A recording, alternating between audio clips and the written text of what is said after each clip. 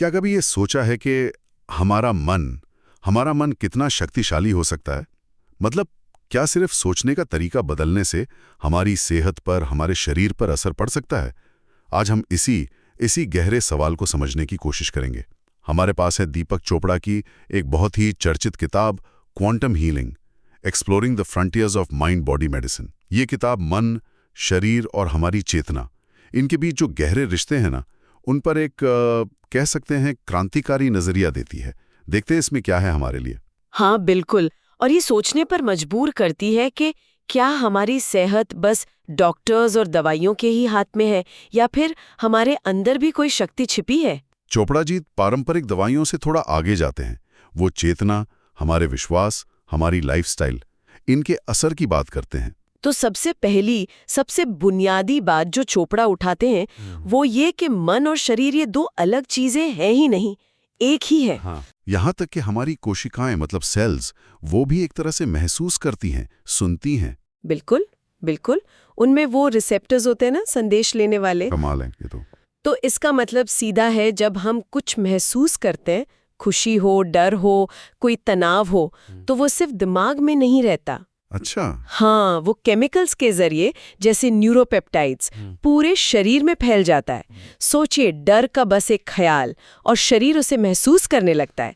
हर cell तक वो संदेश पहुंचता है। और इसी कनेक्शन से जुड़ी हैं वो कहानियां जो किताब में हैं, अचानक ठीक होने वाली स्पॉन्टेनियस रिमिशन। हाँ, जिन्हें लोग अक्सर चमत्कार मान लेते हैं। पर चोपड़ा कहते हैं ये चमत्कार नहीं है। नहीं, ये असल में शरीर की अपनी ही एक जबरदस्त पर अनदेखी हीलिंग पावर का सबूत है। कोई उदाहरण है इसका किताब में? हाँ, एक कहानी तो बहुत ही असरदार है। एक मरीज थे जिन्हें डॉक्टर ने कहा कि लाइलाज कैंसर है। फिर उनका ऑपरेशन हुआ, पर उन्हें ये कहकर कि बस पित्त की पथरी निकाल रहे हैं। अच्छा। हाँ, और उन्होंने मान लिया कि वो ठीक हो गए हैं, बिल्कुल पक्का विश्वास कर लिया।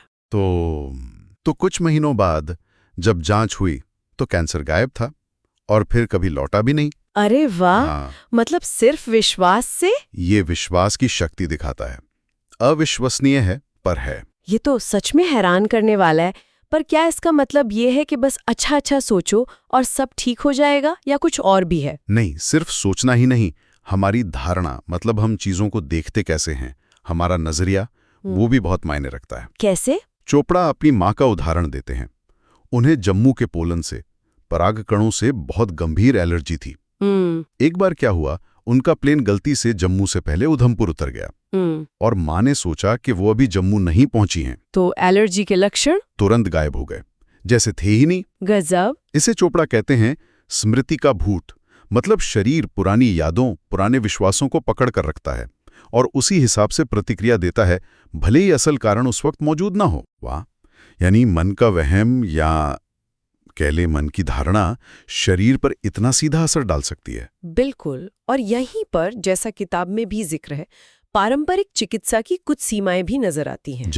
जैसे कई बार दवाएं कुछ ऐसे असर डाल देती हैं जिनके बारे में सोचा नहीं गया होता। एक उदाहरण है कि कैसे कुछ दवाएं, जैसे वैलियम, हमारी इम्यूनिटी को, रोग प्रतिरोधक क्षमता को अनजाने में कमजोर कर सकती हैं। ये दिखाता है कि सिस्टम कितना जुड़ा हुआ है। हाँ, ये तो सोचने वाली बात है। या फिर कुछ इलाज, जैसे कुछ तरह की कीमोथेरेपी या कोलेस्ट्रॉल कम करने की दवाएं, शायद उतनी असरदार ना हो जितना हम मानते हैं। तो सिर्फ लक्षणों का इलाज करना वो काफी नहीं है? शायद हमेशा नहीं। व्यक्ति का पूरा जीवन देखना जरूरी है। उसके अनुभव, उसका स्ट्रेस लेवल, उसकी लाइफस्टाइल, ये सब जरूरी है।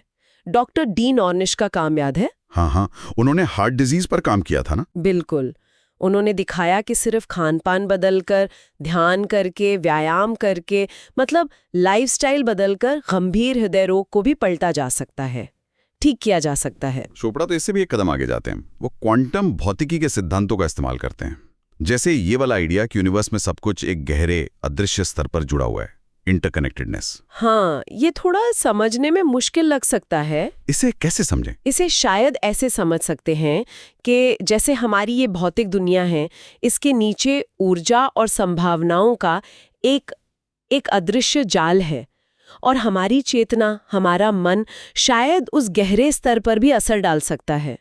चोपड़ा इसे क्वांटम डोमेन कहते हैं, मतलब वास्तविकता का एक बहुत गहरा अनदेखा लेवल जहां से सब कुछ शुरू होता है। अच्छा, तो इसका मतलब यह हुआ कि हीलिंग मतलब ठीक होना सिर्फ दवा या सर्जरी से नहीं बल्कि चेतना के लेवल पर भी हो सकती है। हाँ, यही मूल विचार है कि ध्यान करना, मेडिटेशन, प्रकृति से जुड़ना जैसे धूप लेना, ताज़ी हवा और एक पॉजिटिव लाइफस्टाइल जीना जैसे डॉक्टर ऑनिस्ट प्रोग्राम में था, ये सब शायद उसी गहरे क्वांटम लेवल पर काम करते हैं और हमें स्वस्थ होने में मदद करते हैं। आयुर्वेद जैसी हमारी प्राचीन चिकित्सा पद्धतियां भी तो कुछ ऐसा ही कहती हैं, है ना? पूरे इंसान को देखना। बिल्कुल, वो इसी समग्र होलिस्टिक नजरिए पर आधारित है। तो कुल मिलाकर दीपक चोपड़ा की ये किताब क्वांटम हीलिंग हमें एक बड़ी अहम बात याद दिलाती है कि हमारी सेहत सिर्फ हमारे शरीर के अलग अलग पुर्जों का जोड़ नहीं है, बल्कि ये हमारे मन, हमारी चेतना और हमारे जीने के तरीके का एक आईना है, प्रतिबिंब है। बिल्कुल सही कहा। और शायद सबसे बड़ा सबक यही है कि हमारे अंदर ही उपचार की, ठीक होने की एक बहुत बड़ी क्षमता है, अनदेखी क्षमता। बस जरूरत है उसे जगाने की, अपनी जागरूकता से, अपने इरादे से। ये सब जानने के बाद अब सवाल ये उठता है कि हम अपनी रोजमर्रा की जिंदगी में अपने मन और शरीर के इस गहरे रिश्ते को कैसे बेहतर बना सकते हैं, इसे कैसे संवारें? क्यों ना आज से ही कोशिश करें? एक छोटा सा कदम, बस कुछ पल शांति से बैठें, अपने विचारों को, अपनी भावनाओं को देखें, महसूस करें, या शायद थोड़ा वक्त प्रकृति के साथ बिताएं, उस जुड़ाव को महसूस करने की कोशिश करें। क्या ख्याल है? हाँ, ये एक अच्छी शुरुआत हो सकती है। देखते हैं इस पर ध्यान देकर क्या फर्क पड़ता है।